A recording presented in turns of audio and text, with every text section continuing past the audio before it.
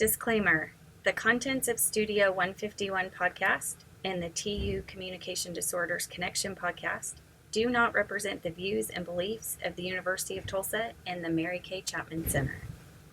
The content covered in this podcast reflects knowledge obtained from the ASHA Practice Portal, as well as our own personal, clinical, and educational experiences.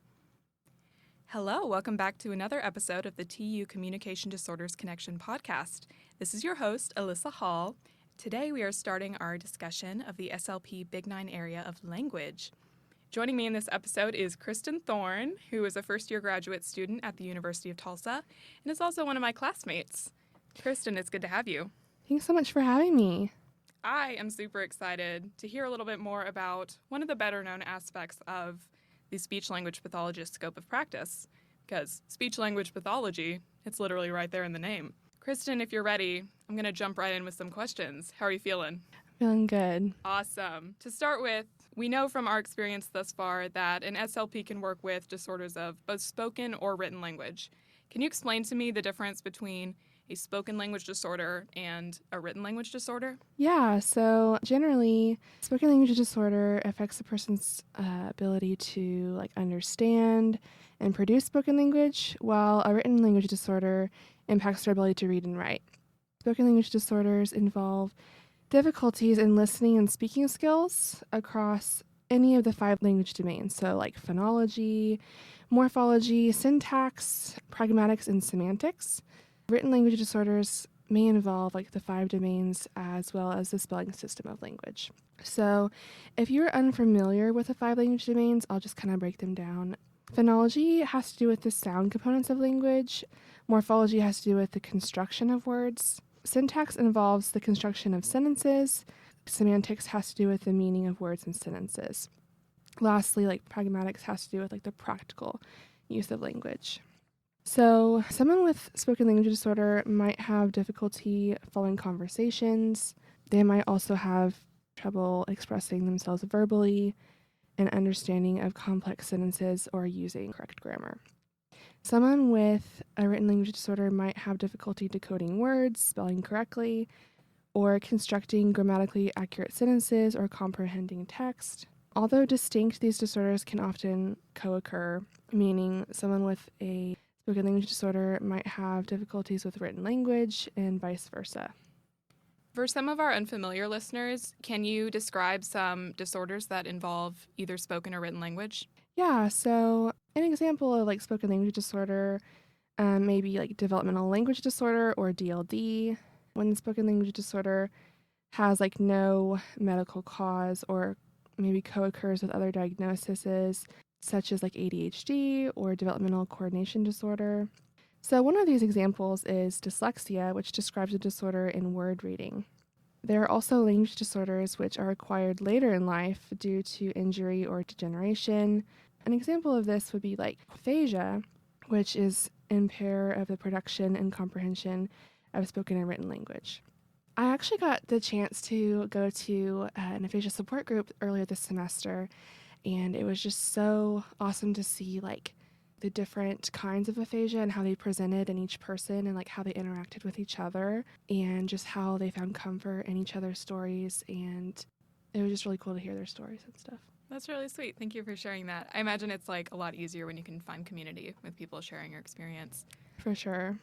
Shifting gears a little bit, if someone or a loved one of theirs is wondering about a potential language disorder, what are some signs that people might look for, both for children and adults? So a few early signs for a language disorder in children may be they don't babble or they're not using gestures. They're not understanding speech or only saying a few words. They might put words together and have difficulty playing and talking, and they might have problems with reading or writing.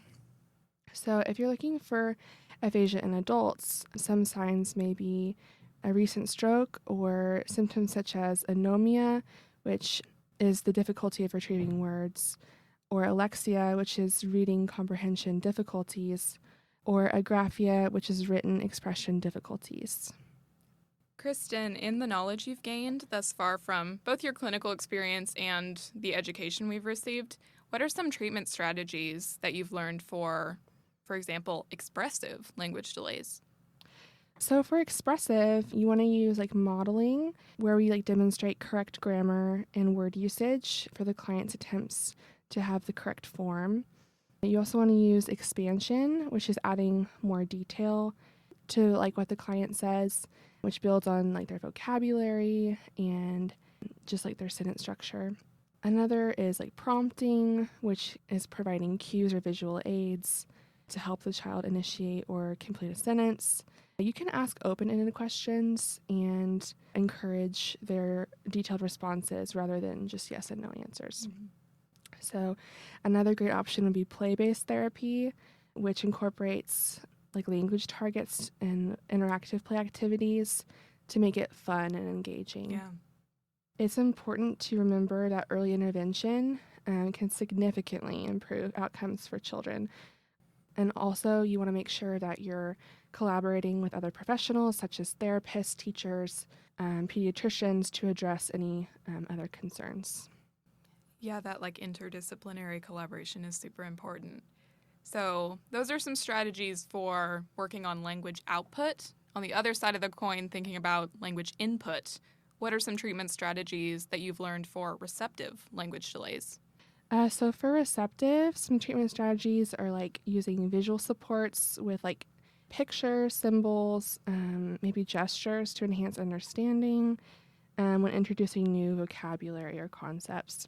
You want to use simple language and speak in short, clear sentences, and make sure your grammar is correct and avoid overly complex language.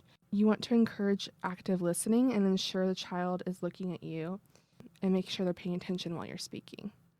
You can ask open-ended questions and yes or no questions, and we really want to encourage them to follow directions, providing like visual cues as needed.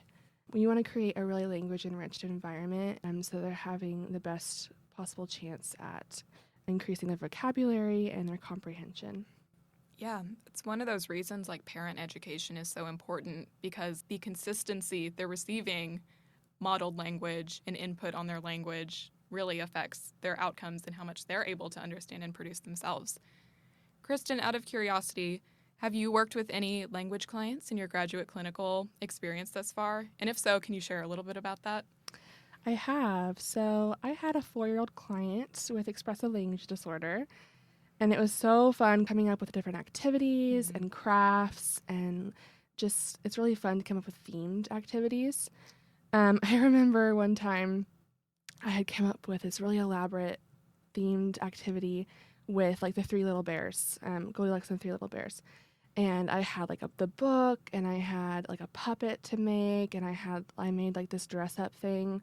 I laminated everything, and I got in there, and she's like, "I hate bears." And I looked right at the camera, and I was like, "She hates bears." And it just kind of goes to show that, you kind of have to think quick on your feet sometimes and have kind of a backup plan. But yeah, so I worked on progressive verbs and possessive nouns with her, with reading books, playing games, and making crafts. So language is my personal favorite so far, the Big Nine, because of just how much freedom you have to make it fun and interactive. That is so true. And it's so awesome to bring in some of those activities they're also doing at school and at home, like the crafts and the books, just to like allow them to replicate the skills that they're learning with you in other areas of their life. For sure. All right, Kristen. With that, I think we've reached the end of our questions here. So I just want to thank you for joining us to talk a little bit about language this morning. Of course. Thank you so much for having me. For all of our listeners, thank you for listening in to this episode, and we hope you will join us for the next episode of the TU Communication Disorders Connection podcast. For further information or podcast ideas that you'd like to share with us, please reach out at 918-631-2504. We would be happy to chat with you. Thank you, Studio 151, for letting us record. We look forward to recording future podcasts. Remember, communication is not just about words. It's about understanding, empathy, and connection. Until next time, keep listening, keep learning, and keep communicating.